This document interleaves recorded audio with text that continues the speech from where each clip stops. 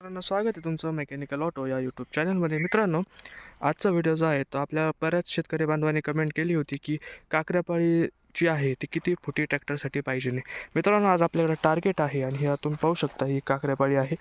आणि ही जर काकऱ्यापाळी तुम्ही जर पाहिली मित्रांनो, तर ही 4 फुटापेक्षाही जास्त आहे. 4 फूट आहे, कारण आपला जो ट्रॅक्टर आहे ही जी विड्थ आहे या ट्रॅक्टरची ती आहे 3.6 फूट.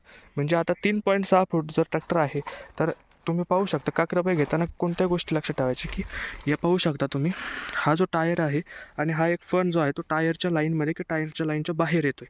म्हणजे हे याच्यामुळे काय होतं मित्रांनो, फाटा जो पडतो कुठल्याही प्रकारे गवत राहणार नाही मित्रांनो. आणि ही जी पास जी आहे कल्टिवेटरची ती पास देखील थोडीशी बाहेर आहे. त्यामुळे मित्रांनो ही जी काकऱ्यापाळी आहे आपली ही स्वराज टार्गेटसाठी आहे, किंवा 3.6 फूट कोणताही ट्रॅक्टर असेल त्यासाठी आपली जी काकऱ्यापाळी आहे ती अशा पद्धतीने असली तर ते योग्य ठरतं मित्रांनो. मित्रांनो, आपण आता आपल्याकडे एक मेजरिंग टेप पण आहे, तुम्हाला मी दाखवतो आमची काकऱ्यापाळी जी आहे ती आम्ही किती फुटी आणि कशी बनवली आहे हे पाहू शकता मित्रांनो.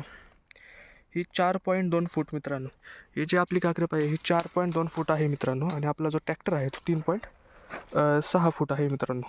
तर मित्रांनो, अशा पद्धतीने ही काकऱ्यापाळी आपण बनवलेली आहे. आणि याच्यामुळे कुठल्याही प्रकारे आपलं गवत जे आहे ते राहणार नाही. आणि जास्तीत जास्त एरिया जो आहे, हा जो एरिया आहे 4 फूट 2 इंचाचा, तो एरिया ही काकऱ्यापाळी कवर करते मित्रांनो. तर मित्रांनो, व्हिडिओ कसा वाटला कमेंटमध्ये नक्की सांगा. अशाच नवनवीन व्हिडिओसाठी आपल्या चॅनलला सबस्क्राईब करायला विसरू नका. आणि आपण भेटूया आता पुढच्या व्हिडिओमध्ये. धन्यवाद.